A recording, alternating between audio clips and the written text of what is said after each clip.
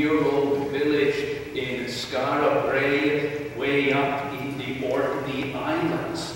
I thought it was the most wonderful and rich story of the storm tearing the sod away and revealing this beautifully preserved village.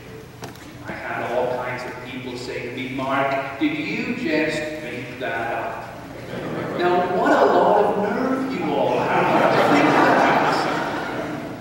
I want to start again with Skara Brae today to say the reason why such an excavation is significant is because what it reveals of who we are. That even 5,000 years ago in Skara Brae, they had rudimentary plumbing, and they had doors and windows, doors that closed and opened and even locked. They had chests of drawers, they had beds, they were a civilized society. We find out that even in the Neolithic part of the Stone Age, human beings were surprisingly advanced. It's wonderful to know your history because then you know what you are today. In the text from Matthew this morning, Jesus gives the Herodians and the Pharisees a little lesson in history and says to them, "Do you remember who you are?" In that story, when they try to trap him by saying, "Are we allowed to pay taxes to Caesar?" and Jesus says, "Well, bring me the coin," and they show him the denarius bearing the name and image of Caesar, and he speaks those words, "Render unto Caesar what is Caesar's, and unto God what is God's."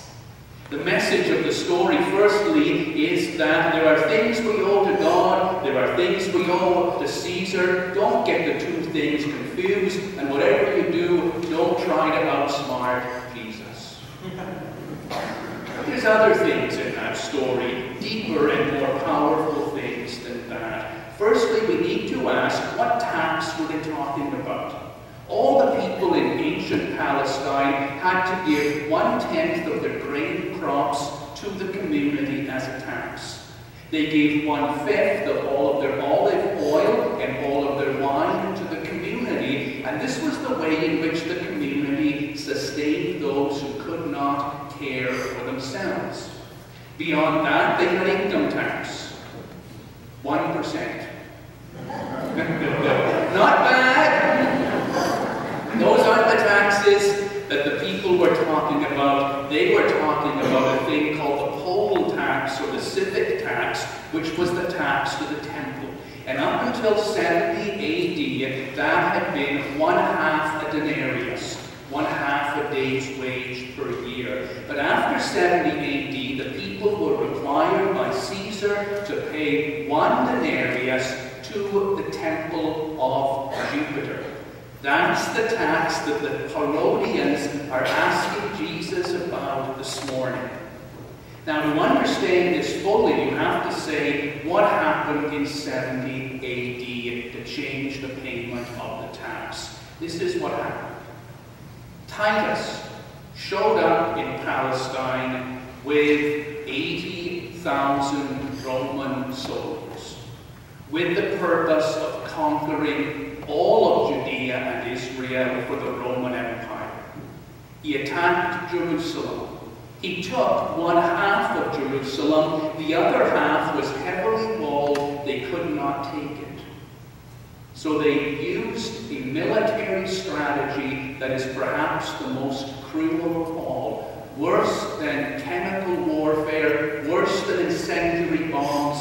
They laid siege to the city. And all that that meant was that Roman soldiers, 80,000 of them, surrounded the city and would not allow any food or water to go in. And they sat and they waited and they said, "We have all the time that you need." And what happened within Jerusalem during that time period is certainly one of the most darkest and terrible events in human history. It was recorded just a few years later by Flavius Josephus, the great historian. Of course, what happened is that hunger struck. And when the people became hungry, murderous gangs began roaming the street looking for any kind of food they could find. Josephus reports that the people turned in murderous rage upon each other, ready to kill a brother or sister for a scrap of meat. And finally, the people were eating their own shoes or anything made of leather. A clump of grass became much coveted. And even worse things happened when hunger drove the people to madness. Titus sat and waited. When no sounds came out of the city anymore, his soldiers broke down the gates and went in and found somewhere between 600,000 and 1 million people starved to death. Cruel. That's what Caesar had done to the people of Jerusalem. Those who escaped that event went up into Herod's mountainous retreat, the Masada, 960 people, and there they thought they would hold out against the army of Titus. Titus tried to lay siege to Masada. He built a wall around it that was over 2 miles long and 6 feet high, wouldn't let food go in. But of course, Herod had stocked the Masada with a great supply of food, and so Titus decided on a different strategy to take that place. There was a part of Masada that was only 300 feet tall. And Titus told his soldiers, begin to build a ramp up that 300 feet. A massive engineering feat. But again, Titus said, I have 80,000 soldiers and all the time in the world. It took them 7 months to build that ramp. And when they were very close to the gates of Masada, the leader of the zealots within that fortified castle called all of the people together. His name was Eleazar of Gamla. Josephus records the speech that he made to those people, saying to them, sisters and brothers, whereas we have resolved that we will never be the slaves of the Romans, and whereas we have resolved that we will never worship any god but the God who made the sun and the stars and the moon, and whereas we have resolved that we are free people, I now call upon you to do this thing, which under any other circumstance would be an unforgivable abomination. He sent the men home to kill their wives and children. When the women and children were all dead, he called the men back. They chose 10 men to kill all of the remaining men. And when there were 10 men left, they chose 1 man to kill the other 9. And then killed himself. And then the Romans, with the battering ram carried by 100 men, broke down the gates of Masada. Found the people all dead. It's a terrible story. Read it, if you wish, through Flavius Josephus. Somehow 2 women and 5 children survived, and it was they who gave the story to Josephus. So you can understand when Matthew was writing his gospel and having Jesus talking to those people who had sold out to the Romans, Jesus is saying to them, do you remember your history? Matthew was writing probably 2 or 3 years after Masada, after Titus had laid siege to Jerusalem, after hundreds of thousands had died of starvation, and what Jesus was saying to the Herodians, or more to the point, what Matthew was saying to the Jewish audience to whom he was writing, what do you owe to Caesar? You owe him nothing.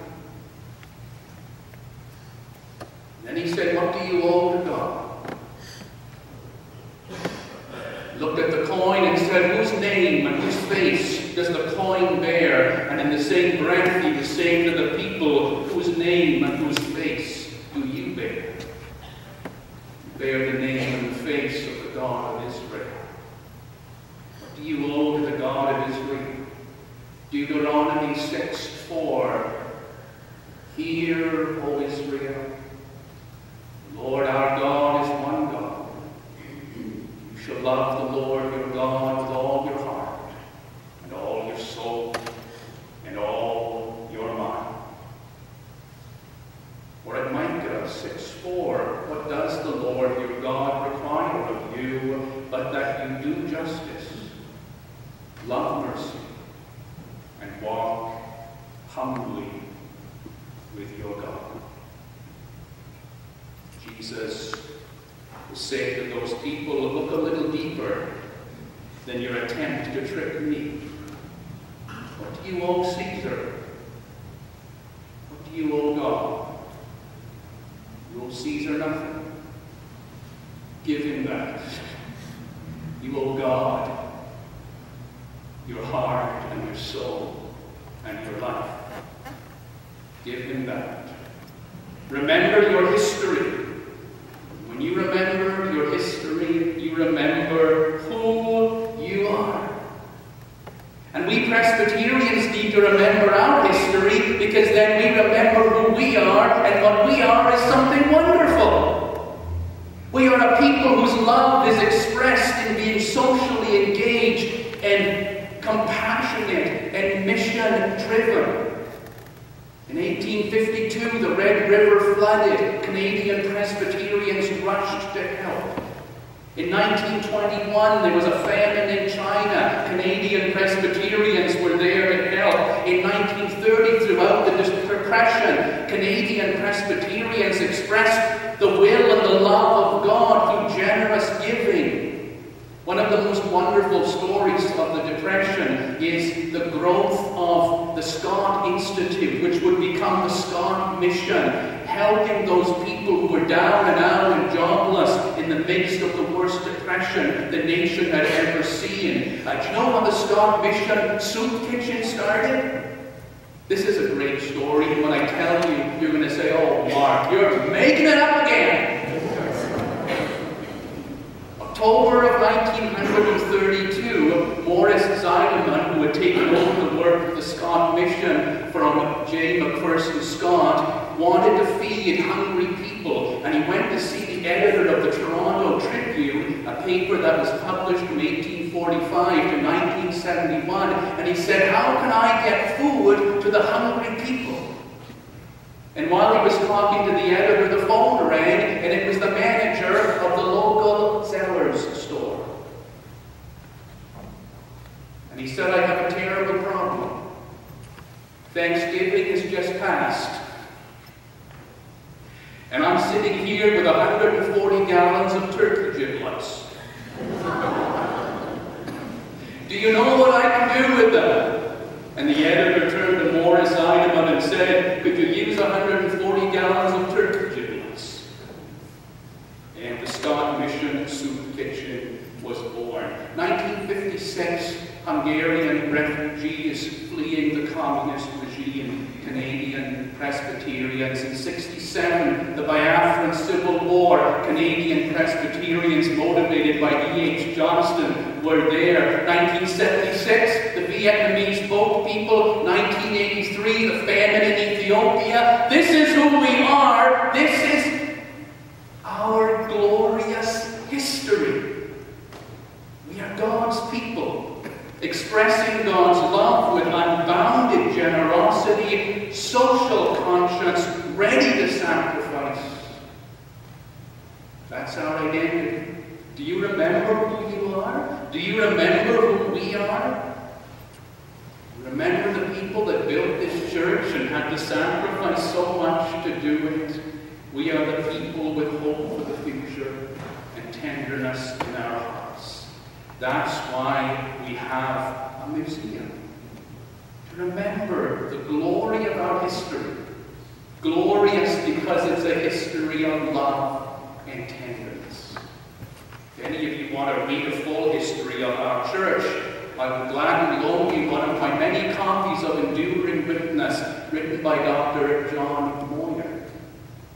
Our church has a wonderful connection to this great history because the greatest and most difficult part of writing history is finding someone who will type up the manuscript for the document to be sent to the publisher. And of course, the manuscript for Enduring Witness was typed over in Finn Stewart's office by Peggy Brown. You can ask Peggy. I'm not making it. Do you remember who you are? You are beautiful. Your history is one of love and grace. Remember it, celebrate it, and make sure that you and all of us give with sufficient generosity and love that we will honor our history with a loving future. In the name of the Father, and of the Son, and of the Holy Spirit.